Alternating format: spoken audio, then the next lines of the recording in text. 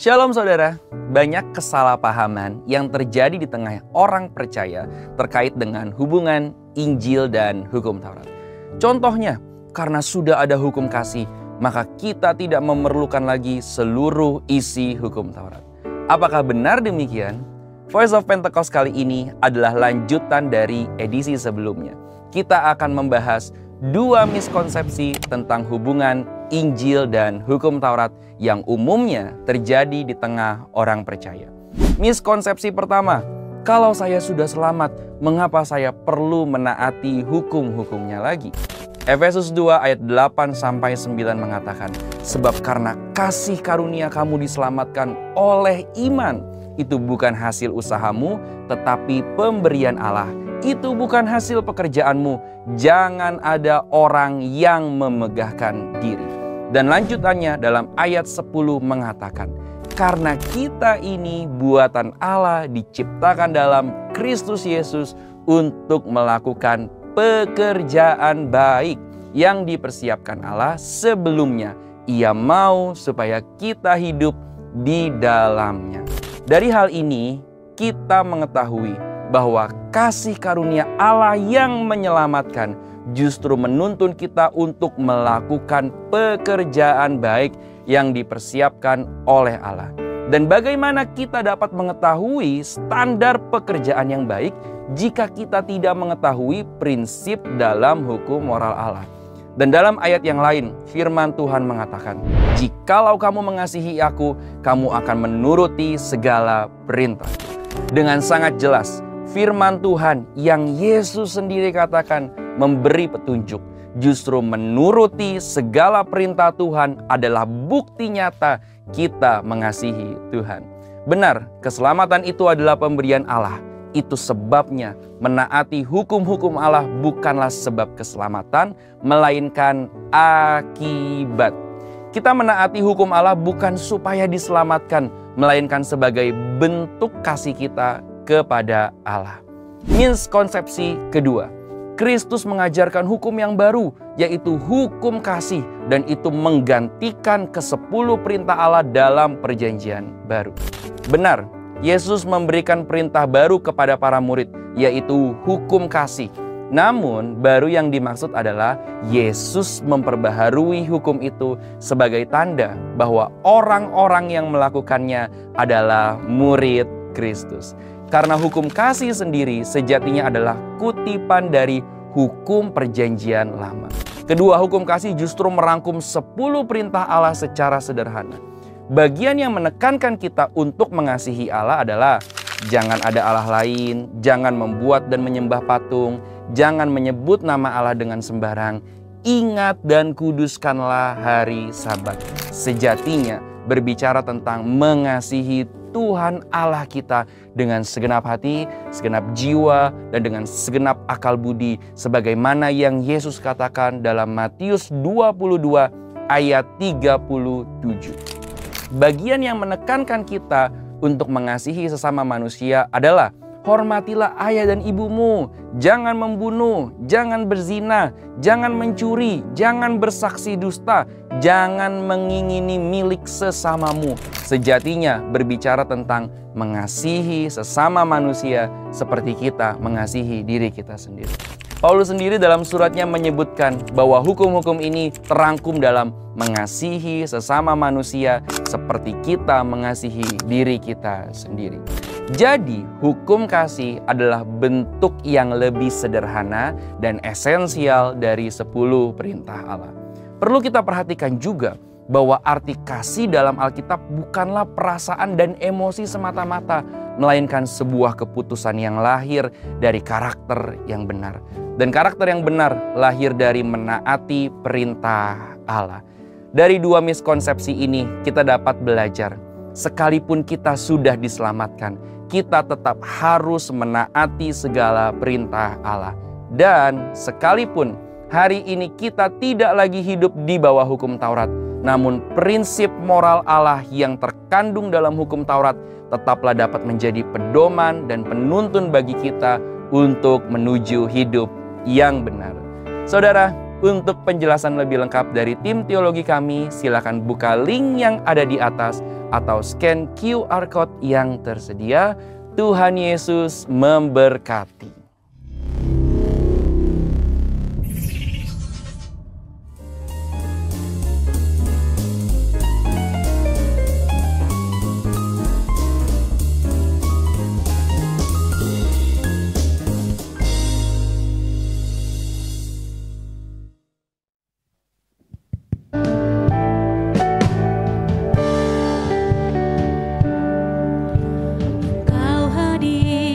Setiap langkahku,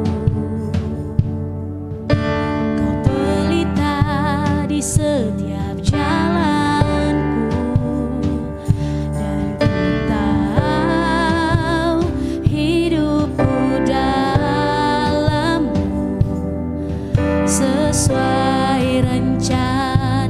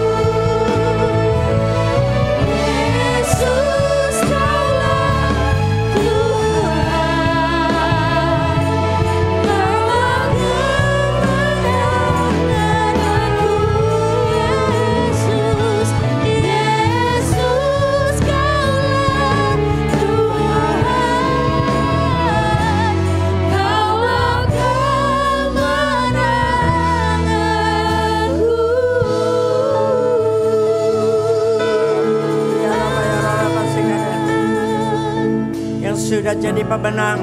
Berikan sorak-sorai yang dahsyat buat Allah kita. Katakan haleluya, haleluya. Terima kasih Tuhan, karena Engkau baik, selalu baik. Terima kasih untuk hari ini Tuhan. Biarlah kami boleh duduk diam, membuka hati kami, mendengarkan sekali lagi tuntunan-Mu. Jelang pada akhir daripada tahun ini, memasuki tahun yang baru, biarlah kami benar-benar beroleh kekuatan yang baru dari Tuhan.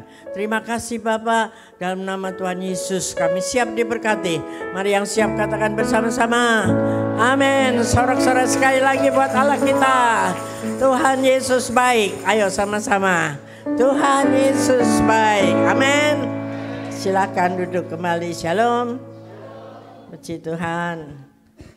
Hari ini 15 Desember, setengah bulan lagi kita akan meninggalkan tahun ini, begitu cepatnya. Dan nanti ibadah perayaan Natal kita adakan di 25 Desember. Tadi sudah diumumkan hanya 2 kali ibadah ya. Jamnya jangan salah, jam 8 dan jam 10.30. Dan di situ bukan saya yang bicara, ada pembicara luar. Jadi hari inilah saya akan menyampaikan pesan Natal atas nama gembala di tempat ini. Yang setuju katakan amin.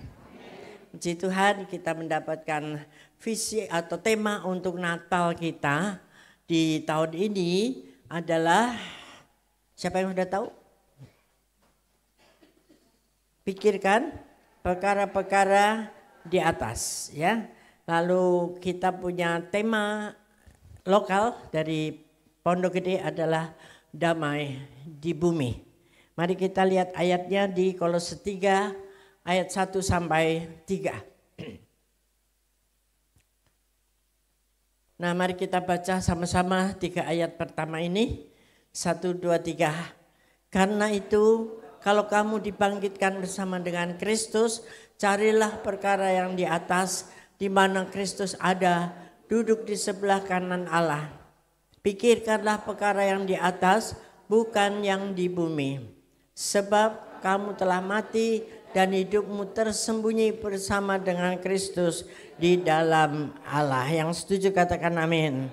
Ya, puji Tuhan. Jadi kita mempunyai tema yang luar biasa saudara. Ya, soal Natal tiba-tiba temanya pikirkan perkara di atas. Apa maksudnya ini? Ya artinya kita sudah waktunya makin hari makin mendekat dengan akhir, dengan kedatangan Tuhan yang kedua kali. Jadi kita menyambut Yesus sebagai Tuhan dan Raja yang akan datang kembali. Bukan yang bayi yang di kandang itu, bukan. Ya, tapi tetap kita merayakan hari besar kelahiran Dia. Karena tanpa kelahiran Yesus tidak ada kematian. Tanpa kematian tidak ada penyelamatan bagi kita semua. Amin. Ya, hari ini kita akan fokus untuk memikirkan perkara-perkara yang di atas. Artinya tuh perkara-perkara yang tidak bisa dirusak oleh situasi di dunia ini. Apa itu? Yaitu perkara-perkara yang rohani, yang tidak bisa dibatalkan atau diganggu oleh apapun. Ya, nanti apa caranya supaya kita bisa sampai ke sana? Ya, yaitu yang pertama kita harus fokus kepada perkara yang rohani melalui pertama sudah lahir baru. Apa artinya lahir baru? Ya, bukan kita masuk ke perut ibu kita lagi lalu dilahirkan kembali, tapi lahir secara roh. Artinya kita menjadi orang-orang yang lebih rohani daripada jasmani. Ya, artinya kita mengaktifkan kehidupan rohani, kehidupan Roh Kudus yang ada di dalam hidup kita secara maksimal, tidak setengah-setengah lagi. Yaitu perjumpaan dengan Tuhan dalam rohnya secara pribadi. Yang dikatakan secara otentik Kita manusia harus sampai ketemu dengan Tuhan. Secara pribadi lepas pribadi. Ini kesempatannya sampai 2033 kalau yang didapatkan oleh Pak Niko. Kalau kita tidak mau mencapai ke situ, saudara, Tuhan tuh akan paksa kita. Jadi daripada dipaksa, mendingan kita melangkah saja dengan sukacita. Cari Tuhan. Paksakan diri kita untuk intim dengan Tuhan. Supaya nggak usah mengalami satu goncangan-goncangan. Sebab yang dikatakan suddenly, sesuatu bisa mendadak-mendadak terjadi. Itu membuat kita untuk dipaksa untuk berjumpa secara pribadi dengan Tuhan. Nah, ini ada selalu contoh yang tadi pagi juga saya sampaikan. Seorang anak Tuhan yang memang setia. Dia punya pekerjaan yang sudah cukup mapan. Ya, tapi tiba-tiba di bulan ini tidak ada peringatan, tidak apa, dia harus berhenti kerja. Sedangkan suaminya juga tidak bekerja. Jadi itu merupakan satu suddenly, tiba-tiba yang menggoncangkan, yang membuat shock, saudara. Tapi akhirnya karena tetap ada Roh Kudus di dalamnya. Selama itu hidupnya nyantai. Sebagai anak Tuhan masih cukup muda, tidak ikut serta di dalam keaktifan apapun dengan alasan sibuk karena bekerja. Hari Sabtu, hari Minggu istirahat atau jalan-jalan. Minggu tetap ke gereja. Tiap minggu. Tetapi apakah hari-hari itu Senin sampai Jumat ada keintiman enggak dengan Tuhan? Itu masalahnya. Menikmati. Tidak ada apa-apa. Tapi akhirnya sesuatu terjadi. Sehingga membuatnya lalu goncang, saudara. Seperti burung Raja Wali yang melepas anaknya dari sarangnya. Dibiarkan dia kelepek-kelepek gitu, saudara. Supaya belajar terbang. Harus dilatih begitu. Nah, dia datang kepada Tuhan semalam-malaman, tidak bisa tidur, nangis, minta ampun sama Tuhan. Nah, itu artinya saya bilang dipaksa untuk kita berjumpa dengan Tuhan. Ada hasilnya. Ya, paginya ada damai sejahtera. Dan kemudian juga ada sesuatu yang keputusan-keputusan yang lebih baik daripada yang kemarin disampaikan. Walaupun masalahnya masih tetap ada. Mau apa nanti setelah itu? Tetapi ada kekuatan baru. Ada apa tuh? Seperti mesin itu disetrum gitu. Gitu, saudara. Supaya bangkit, supaya menyala kembali api daripada Roh Kudus itu. Nah, itu kadang-kali kita perlu seperti itu, saudara. Nah, makanya lebih baik kalau kita itu siap memanfaatkan Roh Kudus yang Tuhan beri kepada kita setiap saat. Katakan amin. Ya, on-kan terus. Baik atau tidak baik keadaannya. Kalau sudah nyaman itu memang bahaya, saudara. Kalau kita di jalan tol itu lebih bahaya daripada di jalan yang lubang-lubang. Ya kan? Itu karena kalau berlubang kita waspada. Ini ada got, di sini ada kubangan. Tetapi kalau tol nyaman. Jadi kalau ada di jalan tol, saudara terus alert, harus waspada, berjaga-jaga. Banyak kecelakaan di tol, lebih banyak. Nah, marilah kita sekarang ini masuk di dalam langkah-langkah yang Tuhan sudah berikan kepada kita. Jadi pertama, lahir baru di dalam Tuhan. Artinya kita meninggalkan hidup kedagingan kita yang lama. Ya, yang dulu biasanya begini. Kalau enggak begitu saya enggak bisa. Natal itu kalau enggak pakai baju baru saya lebih baik enggak Natalan. Artinya tidak datang ke ibadah Natal. Nah, hal-hal yang seperti itu, pikiran-pikiran yang seperti itu yang kita harus rubah. Itu kedagingan, saudara. Apakah kalau enggak pakai baju baru kita tidak bisa masuk ke dalam sebuah ibadah? Tolong dijawab. Tidak. Yang kenceng, tidak. Pakai sendal boleh ke gereja? Boleh. Gak ada yang larang, Asyir, gak ada yang larang ya. Untuk orang-orang yang pakai sendal masuk ke gereja. Cuman kalau kita punya yang terbaik, ya alangkah baiknya kalau kita ini menghadap Tuhan. Ya toh? Kita menghadap Tuhan dengan pakaian-pakaian yang layak, yang indah di hadapan Tuhan. Hanya itu aja. Bagaimana hati kita menyenangkan Tuhan. Sekaligus juga untuk Natal-Natal ini biarlah kita terus fokusnya boleh kita merayakannya. Tetapi penting sekali bahwa kita mengalami perjumpaan dengan Tuhan. Di dalam setiap ibadah-ibadah kita. Terutama di Natal. Apa itu yang Tuhan ingin supaya hidup kedagingan kita ini dimatikan? Ya, fokus kepada Filipi 4 ayat 8. Hal-hal yang Tuhan mau, apa yang kita pikirkan dan lakukan.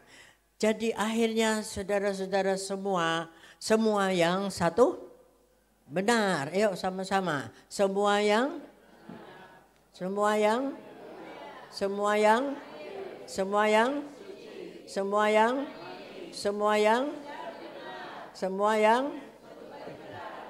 dan patut dipuji. Itu yang harus kita pikirkan. Yang setuju aja katakan amin. Berarti kita jangan mikirin yang aneh-aneh ya. Amin.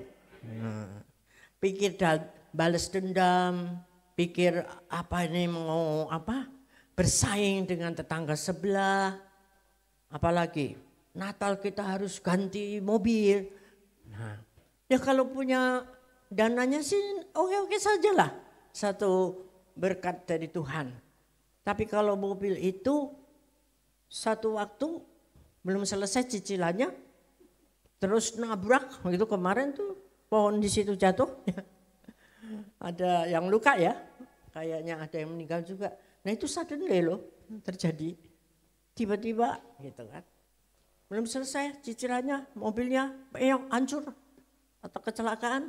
Bagaimana? Stres berat. Jadi aneh-aneh. Miring-miring.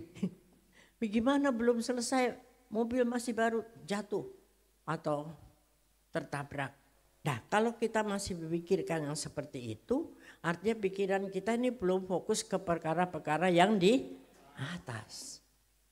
Jadi gak boleh mikirin begitu, boleh. Tapi ketika sesuatu masalah terjadi ya kita kembali ingat bahwa semua itu nomor satu kembalikan kepada Tuhan. Apakah kita sudah benar cara kita melangkah? Tadi seperti misalnya beli mobil. Benar nggak? Uangnya benar nggak?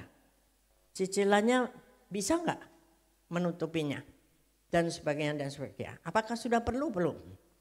Dan lain-lainnya. Kembali berjumpaan dengan Tuhan. Sehingga kalau sesuatu pun terjadi, Tuhan pasti bukakan jalan untuk mengatasi itu semua.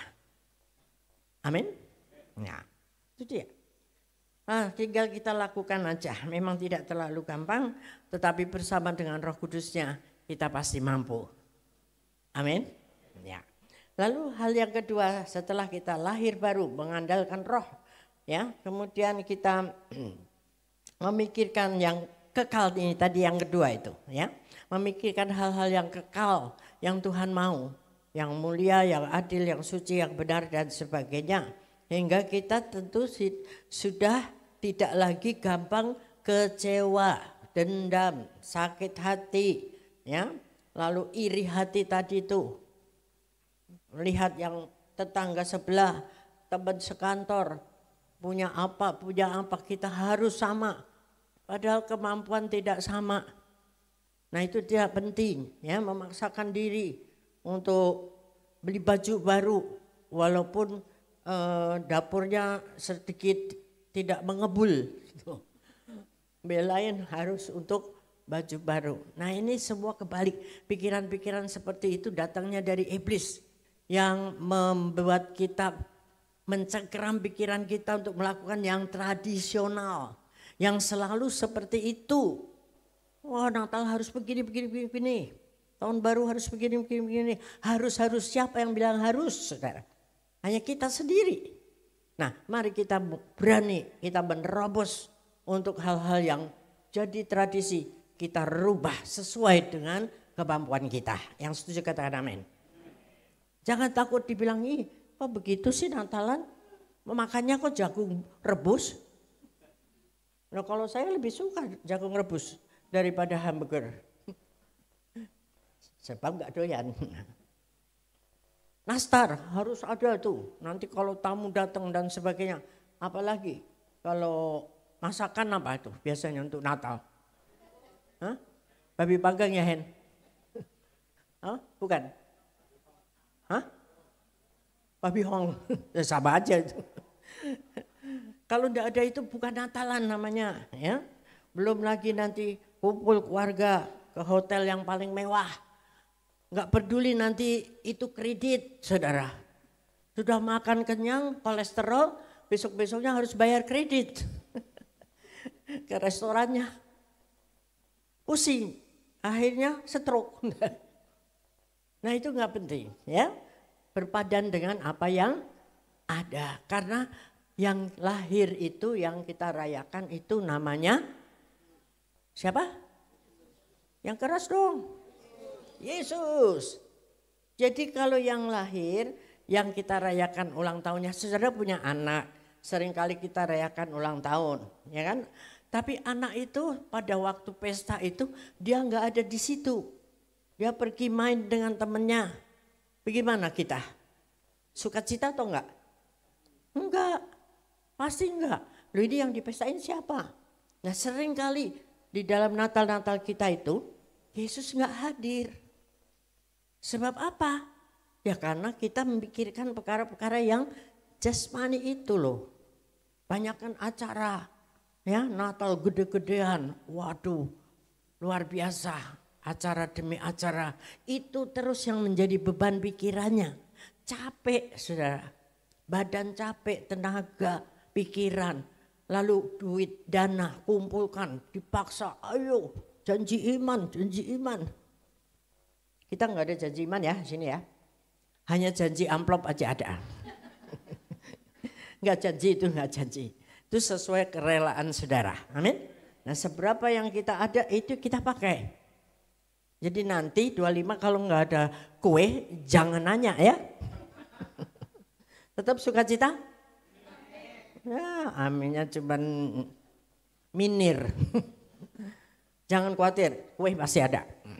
Sebab Tuhan Yesus baik. Amin. Ya. Nah gitu loh. Jadi apa tadi? Lupa jadi.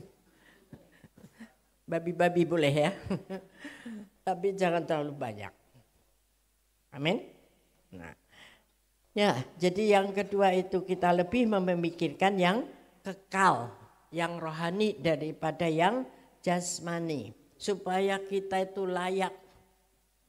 Natal-Natal yang kita rayakan ini menjadi berkenan di hati Tuhan.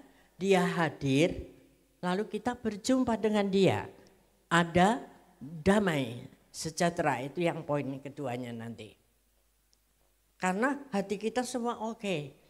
Tidak membawa unek-unek di dalam perayaan Natal. Biasanya selesai Natal berantem satu dengan yang lain. Ya, ada aja masalah hati itu muncul setelah Natalan. Jadi sukacitanya di situ tuh semu, saudara. Tidak baik dan tidak ada gunanya hal seperti itu. Mari kita cek hati kita sebelum kita memasuki 25 Desember. Persiapkan itu supaya benar-benar kita berjumpa dengan Tuhan. Yang kita peringati hari lahirnya. Untuk menebus dosa kita. Untuk memberikan kita damai sejahteranya. Nah itu. Nah yang ketiga setelah tadi hidup baru dalam roh, lahir baru. Kemudian pikirkan perkara-perkara yang kekal. Dan yang ketiga itu menjadi terang. Yesaya 60 itu yang ada di sana. Bangkit jadi teranglah. Sebentar lagi ya sudah selesai tema itu, visi itu. Dan saya percaya semua kita sudah menjadi terang. Amin. Ya, masih ada yang belum amin. Aku udah belum ya. Tanya sendiri. Masih ada 15 hari untuk masuk 2025. Harus jadi terang. Katakan amin. Ya. Jadi kalau kita hidup tadi dengan manusia roh, dengan memikirkan perkara yang di atas lebih, ya, kita pasti akan keluar sebagai terang, saudara. Kalau terang itu disukai orang atau dibenci orang? Tapi kenapa ya pada suka kalau di restoran mau ya gelap-gelap? Lilin gitu, padahal ada listrik, saudara. Kadang-kadang makannya nanti keliru, nggak masuk di mulut. Karena katanya romantis. Supaya nggak kelihatan orang lain. Ya tuh, apa yang dia lakukan di kegelapan itu tidak dilihat orang lain.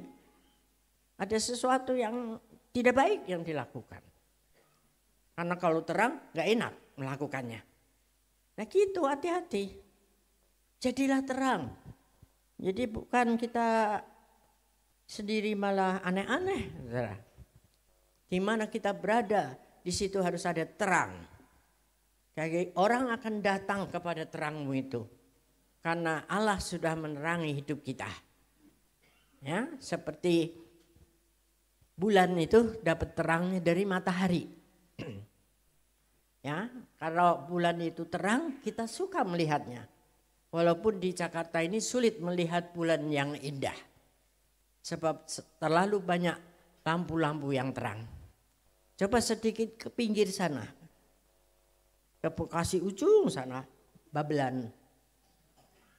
Atau Tanjung Priok yang ujung sana. Kita sangat menikmati indahnya bulan itu.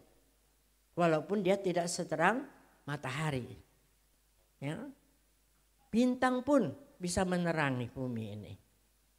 Tapi kalau gelap semua, mendung, gelap sekali, kita enggak suka cita. Kelam namanya, kelam. Nah itulah Tuhan bilang, terangku sudah datang padamu dan engkau harus keluar menjadi terang bagi dunia yang kelam. Katakan amin. Ya, puji Tuhan kalau kita semua sudah menjadi terang. Ya walaupun kadang-kadang terang kita redup. Ya, cepet-cepet kita harus deket kepada terang itu. Tadi ada cuplikan anak muda itu bagus sekali ya. Apa judulnya tuh? Shine your light kalau nggak salah ya. Shine your light. Jadi nyalakan terangmu itu. Saudara mulai redup, cari yang sedang terang. Jangan cari di dugem. Jangan cari di apa itu judul. Jangan cari di apalagi narkoba. Itu salah jalan. Semakin gelap engkau. Ya. Tapi kalau kita mulai gelisah, hatiku kok tidak tenang, tidak bisa bersaksi, tidak semangat, cari teman-teman kita yang lagi on fire, yang lagi semangat, ayo dekat ke situ. Nanti terang kita akan nyala kembali. Katakan amin. Itu caranya. Bara-bara itu yang sudah mau mati, tempelin ke bara yang menyala, dia akan menyala lagi. Jangan malah disiramin air, mati total. Nah, itu hal yang pertama ya, untuk kita fokus kepada perkara-perkara yang di atas. Ada tiga poin tadi. Kita lakukan itu semua untuk mengakhiri tahun ini dan merayakan Natal kita dengan baik dan benar. Lalu poin yang B yang dari Pondok Gede adalah damai di bumi. Karena Yesus datang itu membawa damai. Dan damai itu tidak sama seperti yang diberikan oleh dunia ini. Kita lihat Lukas 2 ayat 14-15. Lukas 2 14-15.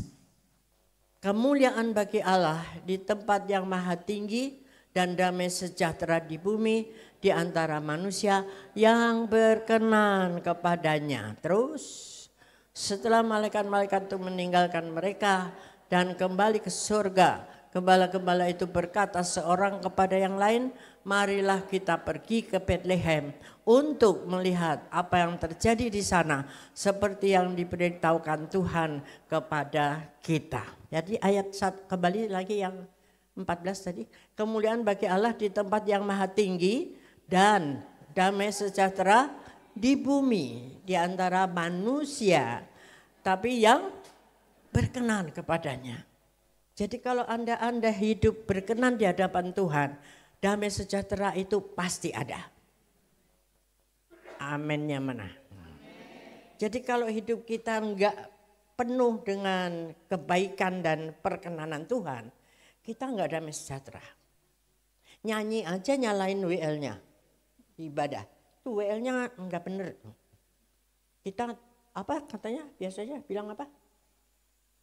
Tidak ngangkat, tidak naik, ya.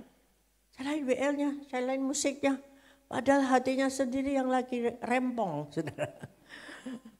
Nggak beres, ada sesuatu yang masih tersimpan dalam, ya.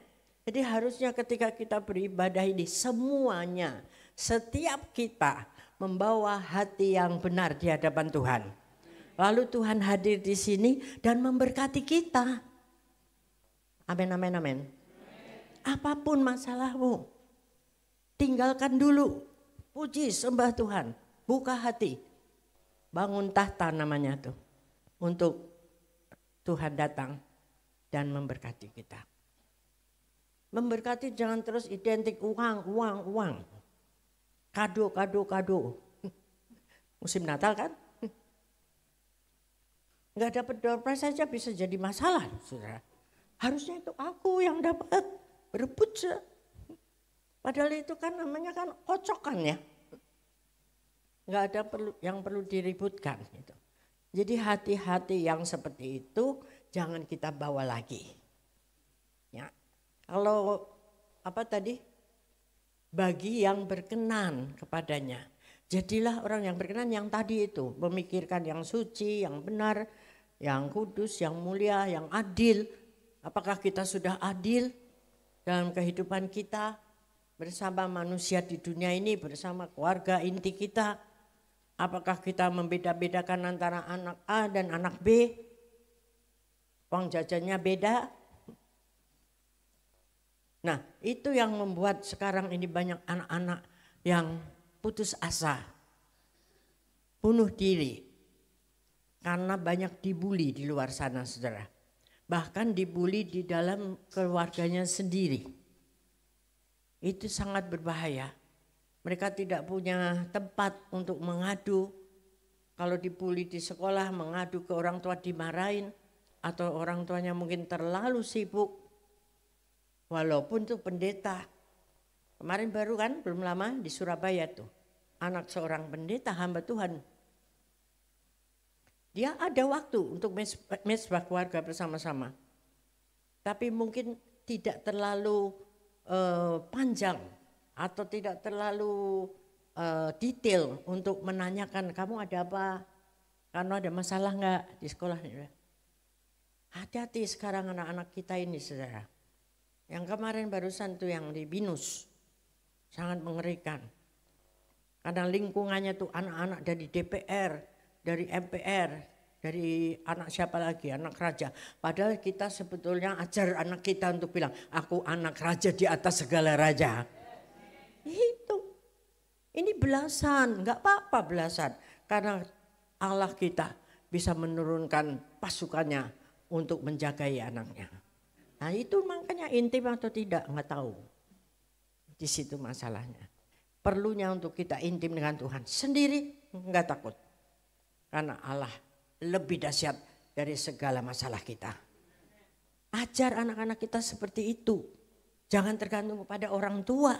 Itu sangat salah. Orang tua punya pengaruh. Yang melindungi anaknya dengan itu. Dengan uangnya, dengan jabatannya. Sampai kapan? Dan anak itu jadi brutal. jadi sombong, jadi sok jagoan.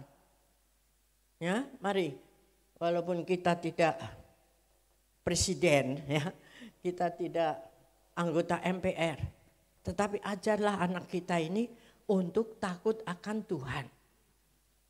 Dan pamerkan, tunjukkan bahwa kita hidupnya juga tergantung sama Tuhan.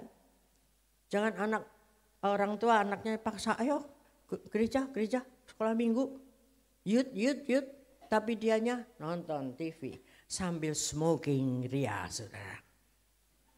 Bagaimana contoh seperti itu?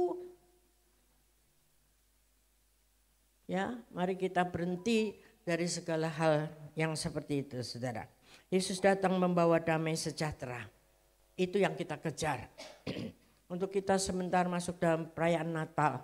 Jangan sampai habis 25 Desember kita kembali nol, saudara. Seperti di pom bensin. Dari nol ya Bu. Ya kan? Jangan dari nol lagi, rugi kita.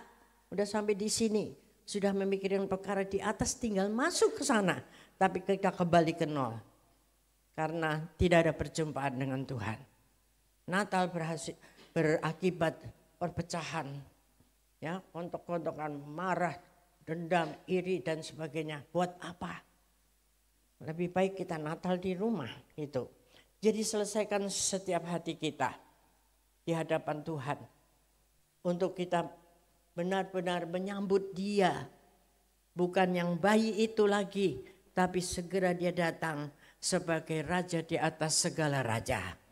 Membawa kita nanti ke awan-awan yang permai. Memerintah bersama Dia di sana.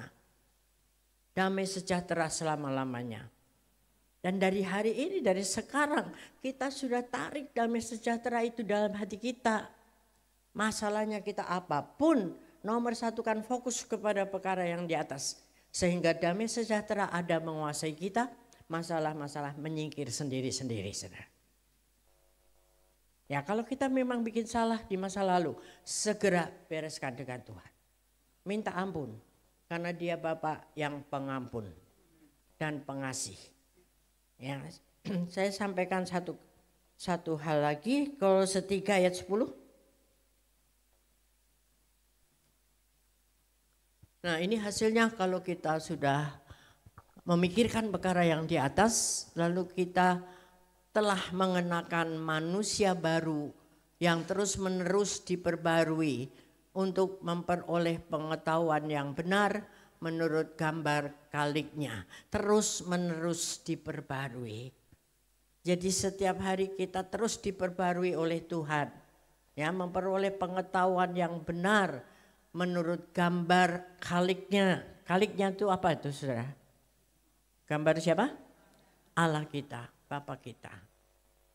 Wajah kita mungkin enggak sama, tapi karakter Kristus itu yang harus kita ambil dari Bapa kita, Sang Pencipta. Amin. Karakter Kristus. Jangan cuman pas hari Minggu, waduh malaikat semua saudara. Tapi begitu Senin sampai Sabtu, waduh.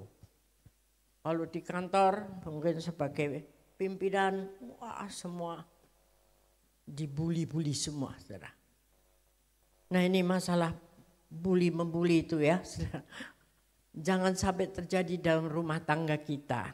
Kita selalu menyalahkan anak-anak atau suami atau istri. Saling menyalahkan, menjelek-jelekan. Itu bukan perkataan-perkataan yang kudus dan suci. Yang tadi diharapkan Tuhan. Enggak. Ya, tapi kita harus mengampuni segala kesalahan. Menunjukkan bahwa oh mungkin Bapak salah. Atau jangan langsung salah lah ya. Mungkin ini bisa diperbaiki. Anak-anak juga punya salah, minta ampun, minta maaf. Saling menghargai, saling menghormati sesuai dengan firman Tuhan. Jangan sampai kita rugi di dalam merayakan Natal, tapi tidak ada apa-apa setelah itu. Hanya hura-hura, hanya pesta pora. Apalagi yang di sana-sana, yang punya uang banyak. Ya, booking hotel, booking restoran yang termahal untuk bisa kumpul semua anak cucunya Tapi setelah itu bubar barisan. Tidak ada kesan apapun. Semua kembali masing-masing. Kembali tidak mengunjungi atau menghubungi orang tuanya. Kembali orang tuanya kesepian sendirian. Bukan caranya seperti itu. Tetapi kita benar-benar menghadirkan Yesus. Mau cross kado boleh, enggak juga enggak apa-apa. Ya, kalau makan kacang gitu bersama-sama, wah seru loh saudara. Sebab lama kalau makan kacang itu. Ya, jagung bakar juga lebih lama daripada hamburger. Hah? Apa Mbak? Asam urat, itu kan kata siapa? Kalau dari awal kita udah makan kacang, tidak asam urat. Karena Tuhan bilang makananmu adalah kacang-kacangan. Di awal, betul? Di kejadian itu, saudara. Di penciptaan. Kenapa sekarang asam urat? Ayo. Karena manusia itu sudah aneh-aneh ya. Nanti dikasih apa itu kacangnya dipupuk atau dipercepat pertumbuhannya. Tidak sehat itu. Sayur-sayur juga dibikin menjadi tidak sehat sendiri oleh manusia itu. Nah itu yang bikin runyam saudara. Amin. Perbaikilah pokoknya kita semua dengan batas yang baik dan dengan doa-doa kita Tuhan menyehatkan kita. Ya, tahun 2025 tidak ada yang sakit-sakitan lagi. Tapi jaga hidupmu ya. Tidak cuma doa-doa gitu tapi makannya terus sembarangan. Kacang itu boleh Mbak ya, tapi tidak terlalu banyak. Semua jangan terlalu banyak. Babi boleh nggak Henry? Boleh. Henry lagi. Boleh ya, tapi 2 potong gini aja. Saudara. Jangan separuh ekor. Amin. Berpadan dengan apa yang ada. Doa Bapa kami juga bilang makananmu yang secukupnya. Nah kalau berlebihan ya salah sendiri dong kalau stroke. Kalau udah stroke nangis-nangis ya. Kok Tuhan gak tolong saya? Kamu sendiri yang nyalain. Melanggar. Amin. Nah Bapak Ibu saya ingin akhiri dengan sebuah kesaksian. Pasti saudara semua pernah dengar namanya White Christmas. Ada lagunya yang ngetop dan ada filmnya juga. Ya. Jadi itu sangat mendunia saudara. Apakah saudara sudah nonton apa belum? Saya enggak masalah, tapi ceritanya tuh seru saudara. Itu filmnya sangat top. Lagu itu juga sampai 100 juta kopi kalau nggak salah. Nah, lalu film ini dibintangi oleh namanya Bill Crosby. Seorang anak Tuhan tentu saja. Lalu satu waktu ada anak muda, dia ingin nonton. Dia pernah dengar-dengar, wah ini film yang populer, kepingin nonton. Karena kehidupan dia itu tidak pernah mengalami White Christmas. Artinya Natal itu disebut Natal yang putih, Natal yang bersih, Natal yang menyenangkan tidak pernah dia alami. Karena dia selalu dibully oleh orang tuanya sendiri, ayah kandungnya sendiri. Musim Natal kalau di Amerika itu sangat dingin, teman-teman yang lain bermain, liburan, main ice skating dan sebagainya, tapi dia harus kerja di tengah-tengah cuaca yang sangat dingin. Tidak ada namanya liburan atau bermain bersama-sama dengan orang tuanya. Ya, kalau tidak mau dia dipukul, sangat ganas gitulah. Nah, lalu dia rindu apa sih White Christmas? Lalu dia nonton film itu dan sangat bagus film itu, ya, karena itu memberkati keluarga-keluarga yang hidup rukun damai di dalam acara-acara Natal. Kemudian hatinya sangat sedih karena dia mengingat keadaannya dia sendiri. Kemudian dia tembakan pistol di kepalanya sendiri. Di dalam saat dia nonton itu. Kenapa saudara? Karena Bill Crosby adalah ayahnya dia. Papanya dia yang membintangi film yang sukses itu. Tetapi di dalam rumah tangganya sungguh sangat berbalikan. Dia sangat menderita hidup di dalam keluarga Bill Crosby. Sedangkan dia sukses dengan membawakan cerita film White Christmas. Apa gunanya yang seperti itu? Sukses buat dunia, tapi tidak sukses buat keluarganya sendiri. Bunuh diri anaknya. Nah mari Bapak Ibu saya ingin ingatkan, sungguh-sungguh biarlah di Natal ini kita akan melakukan sesuatu yang berbeda dari tahun-tahun yang sebelumnya. Entah berapa puluh kali sudah merayakan Natal, tapi kali ini kau harus minta sesuatu yang berbeda dari Tuhan. Apa yang belum pernah saudara lakukan? Mungkin engkau belum pernah melakukan hal-hal yang sepele, tapi itu sangat berarti buat anakmu. Anak-anak mungkin belum pernah melakukan sesuatu yang spesial untuk orang tuamu. Hubungan-hubungan yang retak, yang dipendam bertahun-tahun harus diselesaikan saat ini. Karena suddenly, tiba-tiba sesuatu bisa terjadi. 2025 kita tidak pernah tahu. Karena dunia sudah semakin dekat dengan 666. One world order, satu kuasa dunia. Itu adalah simbol dari antikris. Nah apakah kita akhir tahun 2025 masih bisa merayakan Natal?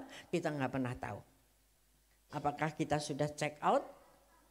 Atau sudah nggak ada kemungkinan lagi momen-momen untuk kita bebas merayakan Natal. Kemarin aja barusan ada yang merayakan Natal dibubarin. Saudara pernah dengar? Belum lama ini? Di mana Pak? Cipinong ya? Tetangga kita Cipinong. Dibubarin. Entah apa salahnya. Tapi ya itulah. Beda roh. Ya. Tapi mereka tetap teruskan merayakan Natal di lapangan. Nah itulah dengan sukacita kita melakukan itu. Kalau diizinkan Tuhan, walaupun kita nggak punya salah apa-apa, terjadi seperti itu, bisakah kita memikirkan perkara-perkara yang di atas? Artinya aku hanya bersukacita untuk merayakan hari lahir Yesus Kristus. Kita nggak terpengaruh oleh pengusiran itu. Mau di lapangan, mau di apa, tetap sukacita. Itu namanya manusia baru, manusia roh, hidup di dalam roh. Ya, jadi mari kita persiapkan diri kita untuk merayakan Natal dengan baik. Tapi siap kalau apapun yang terjadi, kita fokus perkara-perkara yang di atas, yang tidak bisa diganggu gugat oleh siapapun. Tidak akan menggoncangkan iman kita. Pede aja, mau apapun yang terjadi, tetap ada damai di bumi. Karena Yesus datang yang memberikan damai di bumi. Jangan sampai gara-gara kita masih belum beres, sehingga kita tidak ada perjumpaan dengan Tuhan Yesus Kristus dalam Natal ini. Yang kita rayakan itu nggak hadir dalam hati kita. Nah itu sangat merugikan. Sehingga akhirnya damai sejahteranya loss. Mundur, left dari kita. Dan adanya kita penyesalan, benci, dendam, ya. Awas tahun depan gue balas dan sebagainya. Nah itu tidak boleh terjadi. Katakan amin. Amin. Amin. Ya, hidup kita ini bukannya kita lagi, tapi Kristus yang ada di dalam kita. Ayo mari pemusik. Kita akan nyanyikan lagu lama itu dengan iman bahwa hidupku bukannya aku lagi, tapi Yesus dalamku. Yang setuju katakan amin. Mari sorak-sorai tepuk tangan buat Allah kita yang dahsyat. Mari kita rayakan Natal dengan hati yang baik dan benar di hadapan Tuhan. Mari bangkit berdiri dan katakan dengan sukacita surgawi. Haleluya.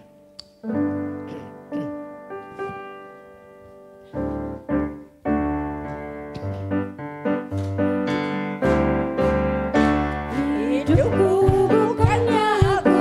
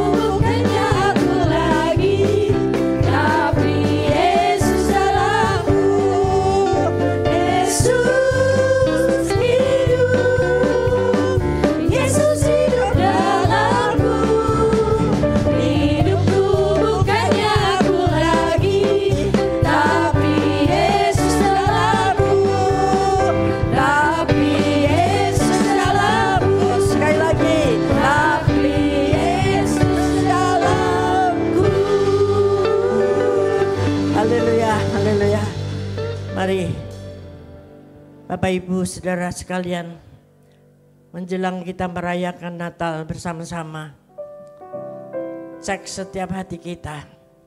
Sudahkah Yesus yang menguasai hati kita?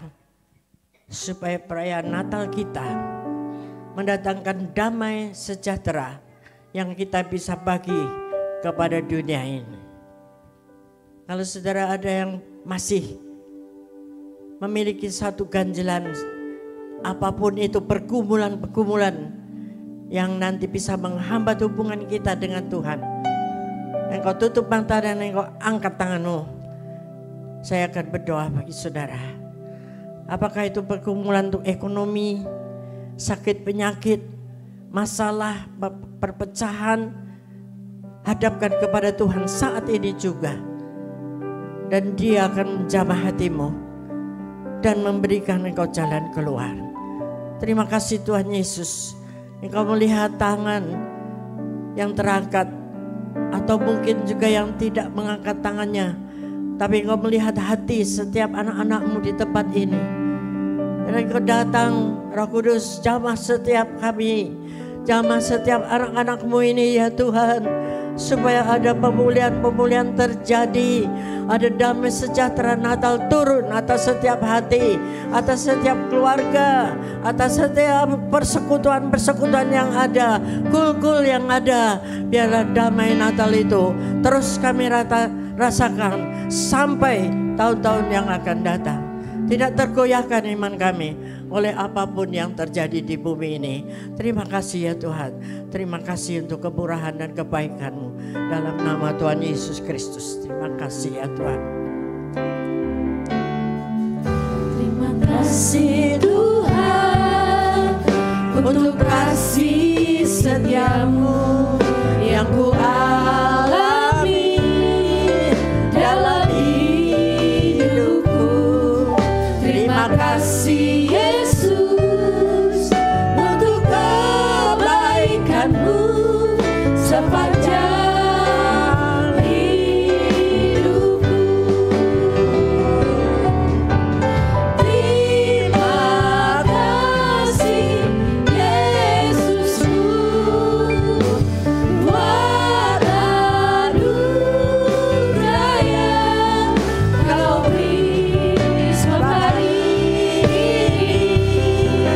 Tuhan adakan syukur bagimu. Sebab siang ini Sebab siang ini Tuhan adakan syukur bagimu. syukur. Syukur bagimu.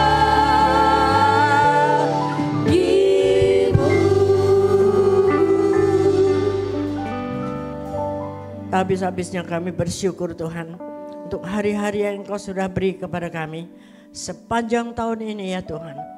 Sehingga kamu boleh ada dalam kebaikan-Mu terus.